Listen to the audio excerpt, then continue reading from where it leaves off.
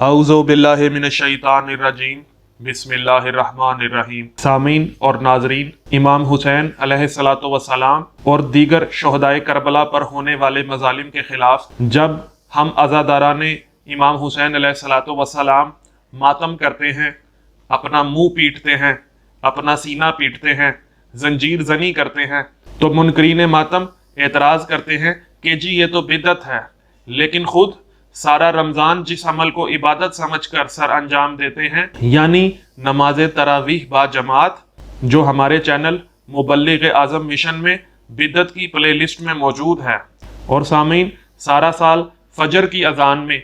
الصلاۃ خیر من النوم کہنے کی بدعت کے بانی کون ہے، اور یہ جملہ ادا کرنے والے کو بدعتی کس نے کہا ہے، وہ بھی ہم انہی کی مشہور حدیث کی کتب سے دکھا چکے ہیں۔ اب میں آپ کو انہی منکرین ماتم کی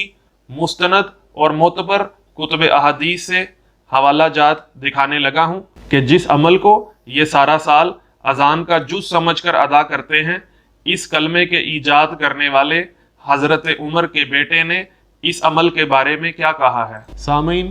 سنن ترمذی، جسے ابو عیسیٰ ترمذی نے لکھا ہے، اس میں فجر کی اذان میں تصویب کے بارے میں باب نماز کا بیان حدیث نمبر 188 اور صفحہ نمبر 252 پہ لکھا ہوا ہے کہ مجاہد سے مروی ہے کہ میں داخل ہوا مسجد میں عبداللہ بن عمر کے ساتھ، اس میں اذان ہو چکی تھی اور ہم نے ارادہ کیا کہ ہم نماز ادا کریں،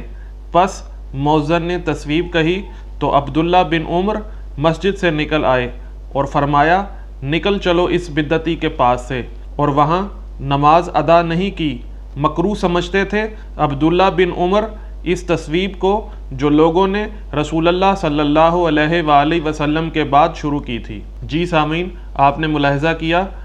کہ منکرین ماتم سارا سال نماز فجر کی اذان میں جس جملے کو عبادت سمجھ کر پڑھتے ہیں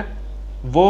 حضرت عمر کے بیٹے کے نزدیک بدعت ہے، اور جو مؤذن اس جملے کو ادا کرتا تھا حضرت عمر کے بیٹے کے نزدیک وہ بدعتی تھا، اور آپ وہاں نماز ادا نہیں کرتے تھے بلکہ اسے مکروہ سمجھتے تھے۔ سامعین، انشاءاللہ آپ کو مزید ویڈیو میں ان بدعتیوں کی مزید بدعتیں انہی کی مستند اور معتبر کتب سے دکھاتا رہوں گا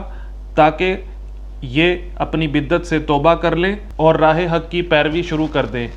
سامعین، اگر آپ کو ہماری ویڈیو پسند آئی ہے تو ویڈیو کو لائک کریں، کومنٹ کریں، شیئر کریں، اور اگر آپ نے چینل کو سبسکرائب نہیں کیا تو چینل کو سبسکرائب کریں اور بیل آئیکن کو کلک کریں تاکہ میری مزید علمی اور تحقیقی ویڈیوز آپ کو دیکھنے اور سننے کو ملتی رہیں۔ السلام علیکم ورحمۃ اللہ وبرکاتہ۔